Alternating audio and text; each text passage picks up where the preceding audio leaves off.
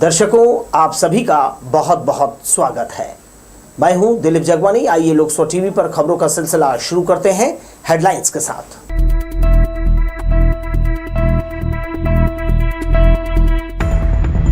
मुस्लिम समाज ने बनाया हजरत पैगंबर का जन्म उत्सव। शहर में निकाली रैली, बांटा लंगर। आम सभा में शामिल होने 30 सितंबर को बिलासपुर पहुंचेंगे प्रधानमंत्री मोदी। भाजपा ने प्रदेश सरकार के खिलाफ कसी कमर। छत्तीसगढ़ की सांस्कृतिक धरोहर रतनपुरिया गम्मत आज भी है जीवित। दर्शकों से कलाकारों को मिल रही ऊर्जा। और 21 साल पहले गायब हुआ आरोपी अब जाकर मिला पुलिस को। हाल की तस्करी मामले में हुई थी जेल। हमारे न्यूज हेडलाइंस के प्रायोजक हैं doctor CV Raman university. Doctor CV Raman university, Kargi road, Kota, Bilaspur. हमारे न्यूज हेडलाइंस के सह प्रायोजक हैं Makhija test tube baby centre Bilaspur. हम आपके परिवार को पूरा करते हैं Makhija test tube baby centre and प्रसूति गृह। अब खबरें देख लेते हैं विस्तार से। हजरत पैगंबर साहब के जन्म दिवस को हर साल काफी उल्लास के साथ मनाया जाता है। इस दिन मुस्लिम समाज का हर वर्ग अपने पैगंबर की पैदाइश को लेकर जश्न मनाता है। हर साल की तरह इस बार भी उसकी दिन कमेटी के नेतृत्व में शहर सहित आसपास के ग्रामीण क्षेत्रों से विभिन्न कमेटियों में शामिल तमाम मुस्लिम का जो है भव्य जुलूस दोपहर बाद सत्यम चौक से निकाला गया। जुलूस में बड़ी संख्या में बच्चों से लेकर युवाओं और बुजुर्गों की मौजूदगी रही। पैगंबर की शान में नात शरीफ पढ़ते हुए पैदल जुलूस मुख्य मार्ग में आगे बढ़ता चला गया। अग्रसेन चौक, तारबहार चौक, शिव टाकीज, गांधी चौक, जूना बिलासपुर, श्याम टाकीज रोड, गोल बाजार, सदर बाजार, करोना चौक होते हुए जुलूस बृहस्पति बाजार के मार्ग से निकलकर ईदगाह में समाप्त हुआ।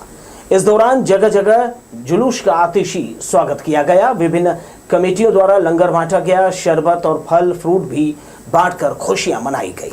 हर धर्म वर्ग के लोग दुनिया के तमाम मुसलमानों को पैगंबर साहब के जन्मदिन की मुबारकबाद देकर इस खुशी में शरीक हुए। आज का जो ये जुलूस है, ये हमारे आका प्रोफेट मोहम्मद सल्लल्लाहु अलैहि वसल्लम की विलादत का है, यानी पैदाइश का दिन का। तो हम अपने आका की विलादत की खुशी पर मोहल्लों को सजाते गए और फिर आज का दिन जो है जुलूस निकालते गए और अपने आका की विलादत की खुशी में हम जो है सबको मुबारकबादियाँ भी पेश करते गए और सभी धर्म के लोग हमारे जो है चौक चौराहों पर स्वागत करते हैं, इस्तकबाल करते गए। हम लोगों तमाम अहले इस्लाम के लोगों ने जो है जुलूस का एहतमाम किया, लेकिन हमारे तमाम धर्म के लोग, तमाम भाई जो है मिल करके हमारे जो है चौक चौराहे में जो है स्वागत करते हैं। हम तभी का शुक्रिया अदा करते हैं और हम अल्लाह रब्बुल इज़्ज़त से दुआ करते हैं कि अल्लाह अपने प्यारे महबूब के सदक़े में हमारे हिंदुस्तान में अमन व अमान और शांति भाईचारा कायम व दायम रखे। हमारा मोहल्ला करबला चौक, जहाँ के पूरे यंग लड़के जो YMC ग्रुप हमारा बहुत पुराना और सब मिलजुल के इसकी तैयारी की है। और इस्लाम में जिसका सबसे बड़ा महत्व है, जिनके आने से दुनिया का बनना पहले से तय था, ऐसे रहमतुल आलमीन का आज का पैदाइश है। इस वजह से हम खुशी मनाते हैं और इंसानियत के लिए आए थे। इंसानियत के लिए हम लोग कोशिश करते हैं जो अच्छा हो सके करें, जैसे कि कुछ मीठा वगैरह बांटना या पानी बांटना, जिस तरीके का हो पाता है करते हैं सब अच्छे से अच्छा। हजरत मोहम्मद के जन्म की खुशियां मनाने युवा बाइक से रवाना हुए। सभी मस्जिदों के इमाम और मौलाना की सरपरस्ती में रैली का नगर भ्रमण कराया। जूनी लाइन से निकलकर सैकड़ों युवाओं का काफिला मुख्य मार्ग सत्यम चौक, लिंक रोड, तारबहार, गांधी चौक से जूना बिलासपुर पहुंचा। यहां मौजूद बिलासपुर विधायक ने सभी इमाम साहब का स्वागत कर पैगंबर हजरत के जन्म दिवस की बधाई दी।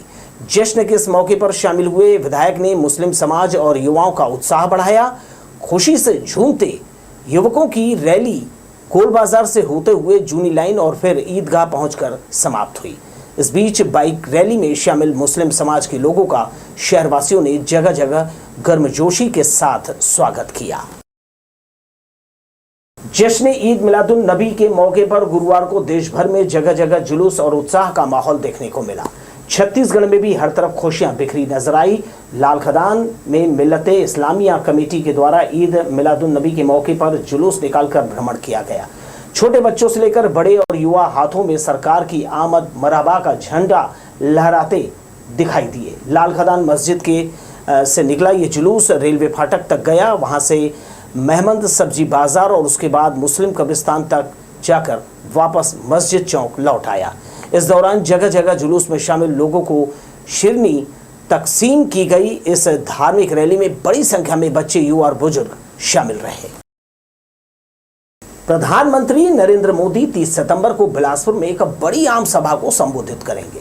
इस संबंध में तैयारियां पूरी की जा चुकी हैं। प्रदेश सरकार के खिलाफ भाजपा द्वारा शुरू की गई परिवर्तन रैली का इस सभा के माध्यम से समापन किया जाएगा। विधानसभा चुनाव के लिए आचार संहिता लगने से पहले प्रधानमंत्री नरेंद्र मोदी की एक बड़ी सभा बिलासपुर के साइंस कॉलेज मैदान में होने जा रही है। भारतीय जनता पार्टी के नेता पीएम की सभा को लेकर तैयारियों में जुटे हुए हैं। दिल्ली से एसपीजी के अधिकारी यहां आकर की गई तैयारियों का जायजा ले चुके हैं। गुरुवार को हेलीकॉप्टर से साइंस कॉलेज मैदान के हेलीपैड में रिहर्सल भी किया गया। पत्रकारों से चर्चा करते हुए आम सभा के संयोजक पूर्व मंत्री अमर अग्रवाल ने बताया कि दंतेवाड़ा और जशपुर से निकली परिवर्तन यात्रा का समापन आम सभा के रूप में प्रधानमंत्री नरेंद्र मोदी करेंगे। उन्होंने बताया कि 30 सितंबर की दोपहर 2 बजे श्री मोदी बिलासपुर के साइंस कॉलेज मैदान में बने हेलीपैड में उतरेंगे और यहां वे विशाल आम सभा को संबोधित करेंगे। परिवर्तन महासंकल्प रैली का संबोधन करने के लिए इस देश के यशस्वी प्रधानमंत्री न केवल देश दुनिया के ताकतवर नेता आदरणीय नरेंद्र मोदी जी बिलासपुर आ रहे हैं और इस बिलासपुर में जो साइंस कॉलेज में उनकी ये सभा होगी। श्री अग्रवाल ने बताया कि प्रधानमंत्री के लिए की गई तैयारी भाजपा के प्रदेश प्रभारी, सह प्रभारी, संगठन मंत्री ने अवलोकन कर लिया है। इसके साथ ही बिलासपुर जिले की सभी 6 विधानसभा क्षेत्र में प्रचार के लिए रथ भी रवाना कर दिया गया है। श्री अग्रवाल ने बताया कि साइंस कॉलेज मैदान में शताब्दी नगर गेट से एक अतिरिक्त एंट्री तैयार की गई है, जिसके जरिए भी लोग आ जा सकेंगे। वीआईपी के लिए एंट्री सोनगंगा कॉलोनी से दी गई है। लोगों के वाहनों की पार्किंग के लिए राज्य प्रशिक्षण केंद्र बहतराई और जिला स्पोर्ट्स कॉम्प्लेक्स में जगह सुनिश्चित की गई है। ज्यादा से ज्यादा लोगों की इसमें सहभागिता हो, उसकी तैयारी पूरे प्रदेश भर में हम कर रहे हैं। आज बिलासपुर जिले की 6 विधानसभा का प्रचार रथ जो घूम घूम कर प्रचार करेगा, सूचना देगा, आज हम रवाना कर रहे हैं। और जिस प्रकार से परिवर्तन यात्रा में जनता का साथ मिला, जनमानस इस कांग्रेस की सरकार का परिवर्तन करने के लिए आतुर है।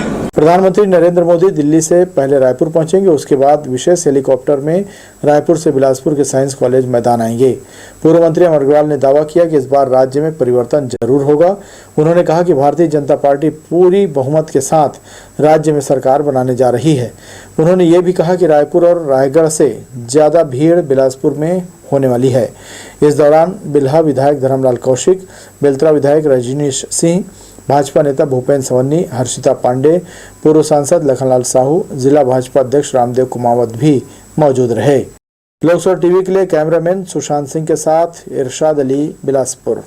पारिजात कॉलोनी स्थित महाराष्ट्र मंडल में एक भव्य हॉल का उद्घाटन बुधवार की शाम किया गया। करीब 8.5 लाख रुपए की लागत से इस हॉल को बनाकर सुसज्जित किया गया है, जहां से सामाजिक गतिविधियां संचालित की जाएंगी। मुख्य अतिथि शहर विधायक ने फीता काटकर इसका उद्घाटन किया। पारिजात कॉलोनी में महाराष्ट्र मंडल के लिए एक भव्य हॉल की सुविधा उपलब्ध हो गई है। करीब 8,65,000 रुपए की लागत से बने इस हॉल का उद्घाटन स्थानीय विधायक शैलेश पांडे ने फीता काटकर किया। समाज के गणमान्य नागरिकों की मौजूदगी में इसके लोकार्पण के साथ ही यहां मेधावी छात्र छात्राओं के अलावा समाज के उत्कृष्ट लोगों का सम्मान भी किया गया। विधायक शैलेश पांडे ने समाज को मिली सौगात के लिए उन्हें बधाई दी। हमारे बिलासपुर के महाराष्ट्र मंडल के सामाजिक भवन के एक बड़े हॉल का लोकार्पण कार्यक्रम किया गया था। इस कार्यक्रम में हम सभी लोग आए हुए थे और आज लोकार्पण का कार्यक्रम संपन्न हुआ है और मैं समाज के सभी सदस्यों को गणेश उत्सव की बहुत बहुत हार्दिक बधाई और शुभकामनाएं देता हूँ। इस दौरान राजनीति शास्त्र पढ़ाने वाली प्राध्यापिका की इंग्लिश में लिखी पत्रिका का विमोचन भी किया गया, जिससे पढ़ने वाले छात्र छात्राओं को लाभ मिलेगा। मैं कॉलेज में पढ़ाती हूँ और ये मेरे विषय का ही टॉपिक है। एक पेपर होता है राजनीति शास्त्र में, भारत में स्थानीय स्वशासन, और चूँकि आज के दौर में अंग्रेजी माध्यम के बच्चे सबसे ज़्यादा हैं और इस विषय में अंग्रेजी माध्यम में किताबों की उपलब्धता में थोड़ी कमी है, इसलिए मेरी इच्छा थी कि मैं इस विषय पर इंग्लिश माध्यम में किताब उपलब्ध करवा सकूं। तो ये छोटा सा कंट्रीब्यूशन होता है आज की जनरेशन के लिए। इस दौरान समाज की गतिविधियों को लेकर यहां चर्चा की गई। इस मौके पर महाराष्ट्र मंडल से जुड़े तमाम पदाधिकारी और स्थानीय नागरिक मौजूद रहे। लोकसभा टीवी के लिए कैमरामैन प्रदीप भोई के साथ इरशाद अली, बिलासपुर। सीसीएन लोकस्वर परिवार ने गणपति बप्पा को खुशी खुशी विदा किया। कार्यालय परिसर में स्थापित गणेश प्रतिमा की 10 दिनों तक सेवा की, उन्हें नैवेद्य अर्पित किया। रोजाना सैकड़ों भक्त उनका दर्शन करने पहुंचे। गुरुवार को वाहन में सवार गणेश प्रतिमा के 7 सदस्य अरपा नदी की ओर चल दिए। तट किनारे भगवान की विधिवत पूजा अर्चना कर उन्हें विदाई दी। इसके साथ ही सर्व कल्याण की कामना से अगले वर्ष फिर आने का उनसे अनुरोध किया। इधर बिलासपुर में प्रधानमंत्री नरेंद्र मोदी बीजेपी की परिवर्तन यात्रा के समापन समारोह में शामिल होने 30 सितंबर को पहुंचेंगे, जिसकी तैयारी में प्रशासन और भारतीय जनता पार्टी के लोग लगे हुए हैं। इस दिन साइंस कॉलेज मैदान में एक बड़ी आम सभा को प्रधानमंत्री मोदी संबोधित करेंगे। गुरुवार की शाम दिल्ली से पहुंची ट्रेन के एक वैगन में प्रधानमंत्री मोदी के लिए 4 वाहन लाए गए। इसमें एक जैमर कार शामिल है। वाहनों को देर शाम रेलवे स्टेशन से पायलटिंग के जरिए तारबहार पुराना बस स्टैंड होते हुए इमलीपारा से पुलिस लाइन लाया गया। यहां सभी वाहन सुरक्षित कर लिए गए। भादो गम्मत की परंपरा रतनपुर में राजा महाराजाओं के समय से चली आ रही है। इसके अमिट छाप का कुछ अंश यहां आज भी देखने को मिलता है।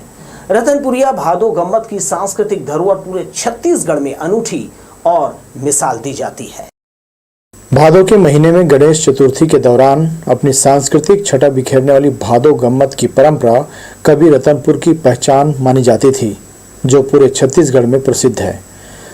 लेकिन समय के बदलते करवट के साथ ही अब धीरे धीरे यह परंपरा विलुप्ति के कगार पर पहुंच गई है। कभी गणेशोत्सव के दौरान नगर के हर चौक चौराहों में इसका रंग बिरंगा दृश्य देखने को मिलता था। बरसों पुरानी इस परंपरा को सहेज कर रखने वाले लोग अब सिर्फ तस्वीरों में सिमट कर रह गए हैं। 175 वर्ष पुरानी इस परंपरा को जीवित रखने की खातिर आज भी नगर के कुछ वरिष्ठ नागरिक प्रयास में लगे हुए हैं।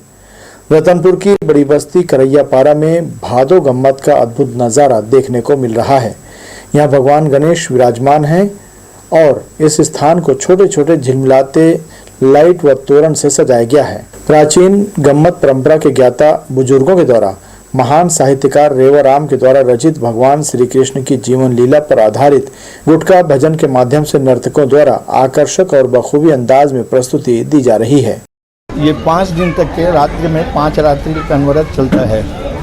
गणेश उत्सव में विशेष करके कृष्ण चरित्र पर आधारित ये कृष्ण लीला जो भागवत के 10वें स्कंद पर किसी समय में रतनपुर में हर चौक चौराहे में गम्मत होता था, किंतु आज कल ये विलुप्ति के कगार पर पहुंच गई। क्या कहना चाहेंगे? हाँ, ये रतनपुर में वास्तव में विलुप्त होते जा रहा है। वर्तमान में मात्र एक बाबूहाट मोहल्ला करैयापारा का मोहल्ला ऐसा है रतनपुर का कि जहाँ पे ये परंपरा आज भी वर्तमान में चल रहा है।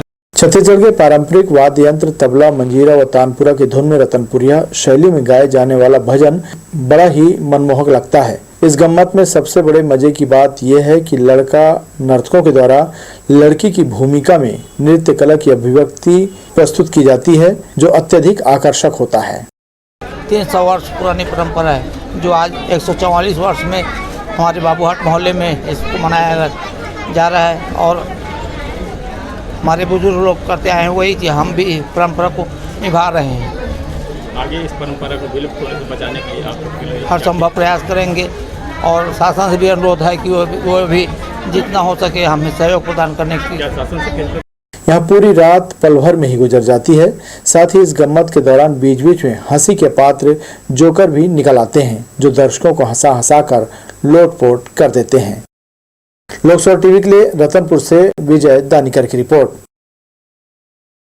जिले के सरकारी राशन दुकानों के संचालक गरीबों के चावल पर हाथ साफ कर रहे हैं। ग्राम पंचायत सेमरताल में जय मां शक्ति शिव सहायता समूह के द्वारा राशन दुकान का संचालन किया जा रहा था। समूह के सदस्यों ने राशन दुकान को बेहतर तरीके से चलाने के नाते सतीश धीवन नाम के एक व्यक्ति को इसको संभालने जिम्मा दिया, मगर सेल्समैन ने हितग्राहियों के चावल का गबन कर दिया। लगभग 350 क्विंटल चावल की हेराफेरी जांच में सामने आई है। इधर सेल्समैन ने समूह को स्टाम्प पेपर पर लिखकर सामग्री लौटाने का भरोसा दिलाया था, मगर वो तिथि भी समाप्त हो गई। अब स्व सहायता समूह के सदस्य कोनी थाने के चक्कर काट रहे हैं, मगर उनकी सुनवाई नहीं हो रही है। सदस्यों ने बताया कि खाद्य विभाग उनकी शिकायत पर कार्यवाही नहीं कर रहा है। हितग्राही आक्रोशित हैं, वहीं समूह के लोगों ने सेल्समैन पर उचित कार्यवाही की मांग की है। सतीश धीवर का अपन तरफ से विक्रेता के रूप में रखे रहे।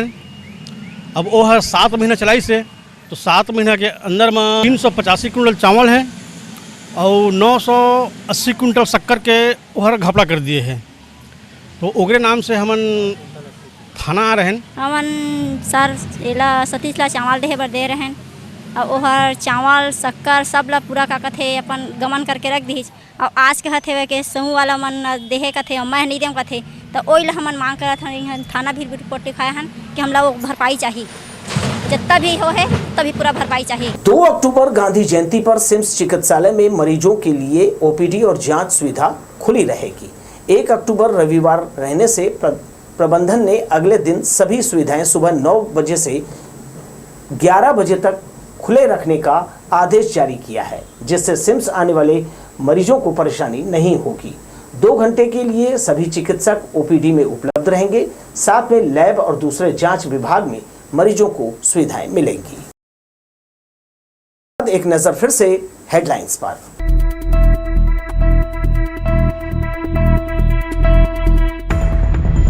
मुस्लिम समाज ने बनाया हजरत पैगंबर का जन्म उत्सव, शहर में निकाली रैली, बांटा लंगर।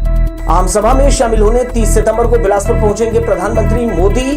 भाजपा ने प्रदेश सरकार के खिलाफ कसी कमर। छत्तीसगढ़ की सांस्कृतिक धरोहर रतनपुरिया गम्मत आज भी है जीवित, दर्शकों से कलाकारों को मिल रही ऊर्जा। और 21 साल पहले गायब हुआ आरोपी अब जाकर मिला पुलिस को, खाल की तस्करी मामले में हुई थी जेल। हमारे न्यूज हेडलाइंस के प्रायोजक हैं doctor CV Raman university. Doctor CV Raman university, Kargi road, Kota, Bilaspur.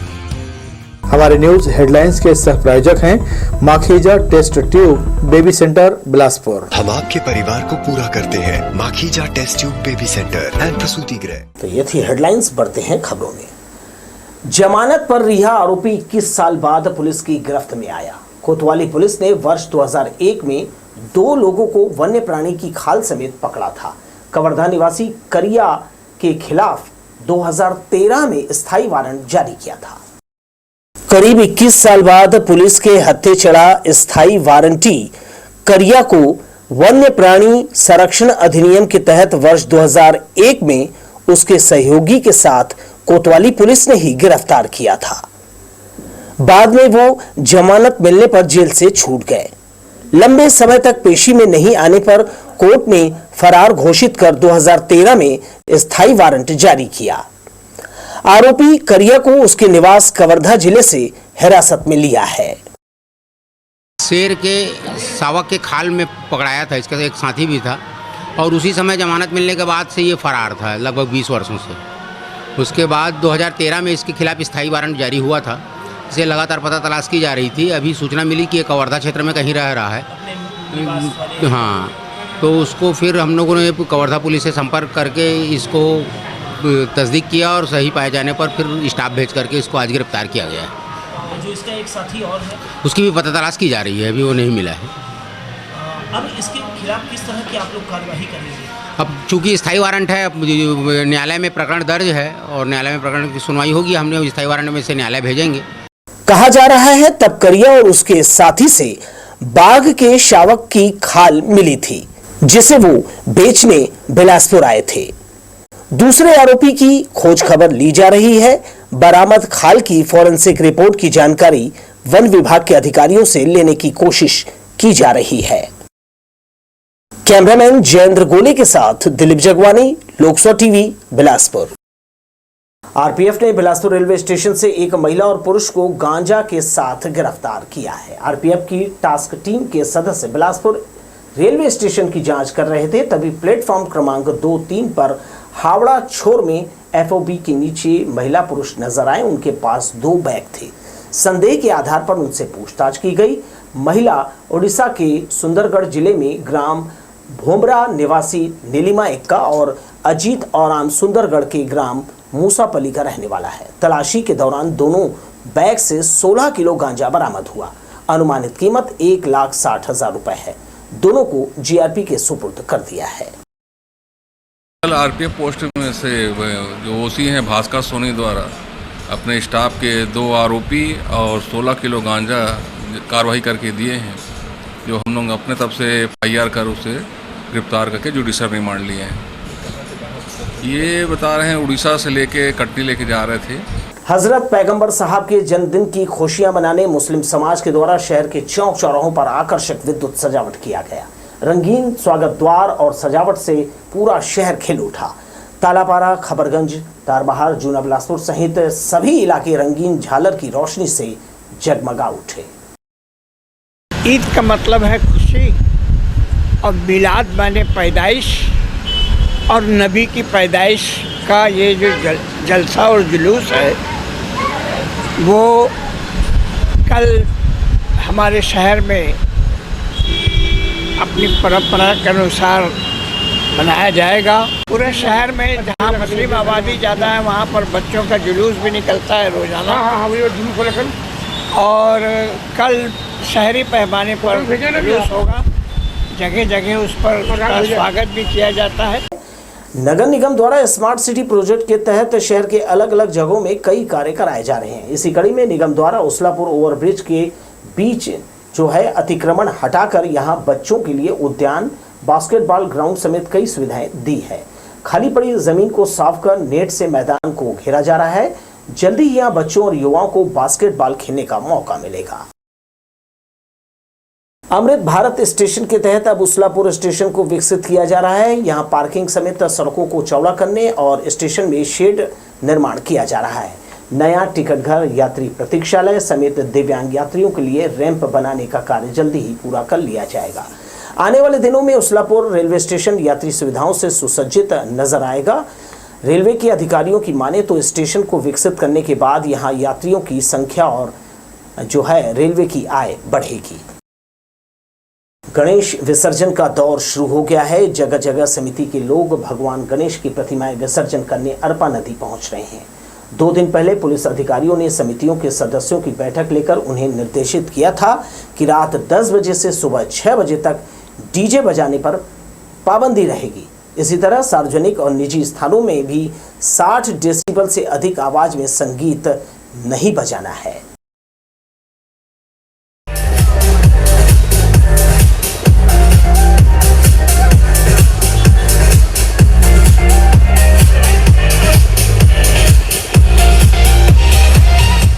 ये जो डेसिबल होता है ये बहुत ही तेज आवाज का जो है प्रतीक होता है। डेसिबल से इसे नापा जाता है। इसकी तेज आवाज जो है खासकर बुजुर्ग और बच्चों की सेहत के लिए ठीक नहीं होती है। हमारे जो कान के पर्दे होते हैं वो एक निश्चित आवाज जो कि तेज होती है वो निश्चित पैमाने तक उसे सह सकता है, उसे सुन सकता है, क्योंकि कान के पर्दे बहुत ही नाजुक होते हैं और ये स्थिति बुजुर्ग और बच्चों के साथ बहुत ही संवेदनशील होती है। यही वजह है कि पुलिस प्रशासन निवेदन करता है खासकर युवाओं से जो उन्माद में आकर तेज आवाज में डीजे बजाते हैं और जिसका खामियाजा इन ऐसे लोगों को, मरीजों को सहना पड़ता है, उठाना पड़ता है। तो इसीलिए इस डेसिबल का आप जो है पैमाने पर आप इसे बजाइए और एंजॉय कीजिए ताकि सभी सुरक्षित रहें। इसके साथ ही मुझे आप दीजिए विदा और देखते रहिए लोकसभा टीवी। नमस्कार।